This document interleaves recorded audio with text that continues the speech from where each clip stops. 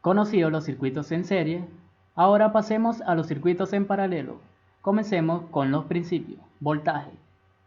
El voltaje es igual en todos los componentes de un circuito en paralelo.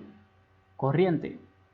La corriente total del circuito es igual a la suma de las corrientes de las ramas individuales. Resistencia.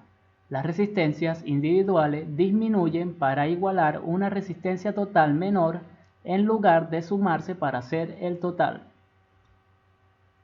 Aplicaciones de la ley de Ohm para circuitos paralelos simples.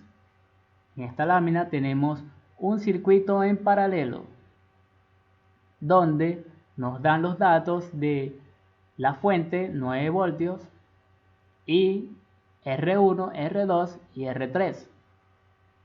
Armamos una tablita en la cual vamos a resolver o calcular los parámetros faltantes en este circuito. El voltaje lo conocemos y como dice el primer principio del voltaje, que en un circuito en paralelo el voltaje será el mismo en cada una de sus ramas. Me explico. La fuente dice que son 9 voltios. Esos 9 voltios tendrá el mismo voltaje en R1, en R2 y R3. Y por eso podemos completar la tabla con esos valores, diciendo que el voltaje en R1, R2 y R3 es igual al total. Para la corriente. Para calcular la corriente en un circuito en paralelo aplicamos ley de Ohm.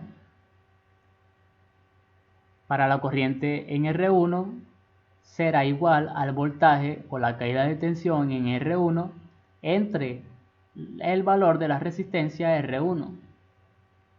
Para la corriente en R2 lo mismo, y para la corriente en R3 será igualmente. Para la corriente en R1 conocemos su caída de tensión y el valor de su resistencia. Eso nos dará el valor de su corriente. En este caso son 0,9 mA.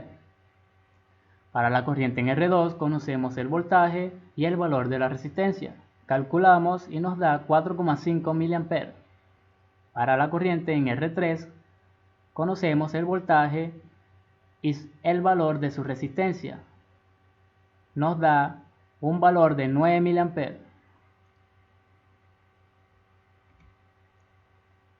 La corriente total del circuito es igual a la suma de las corrientes de las ramas individuales.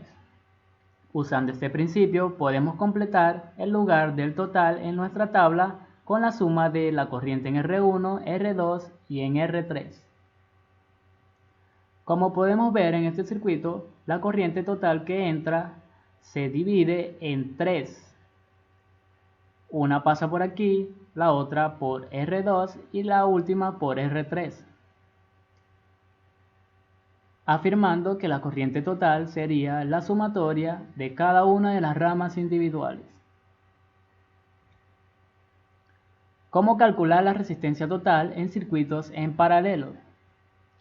Si tenemos este circuito en paralelo, pero conocemos el voltaje total y la corriente total ya calculada, que fue la sumatoria de cada una de las ramas individuales, podemos obtener la resistencia total, diciendo que la resistencia total es igual al voltaje total entre la corriente total, dándonos una resistencia total de 625 ohm.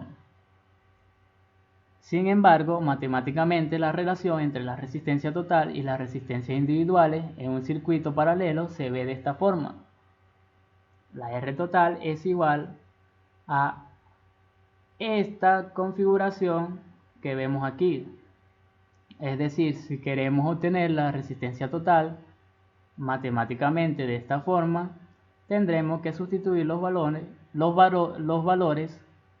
como podemos apreciar en esta fórmula. Se sustituye el valor de R1, de R2, R3 y calculamos, dándonos así la resistencia total.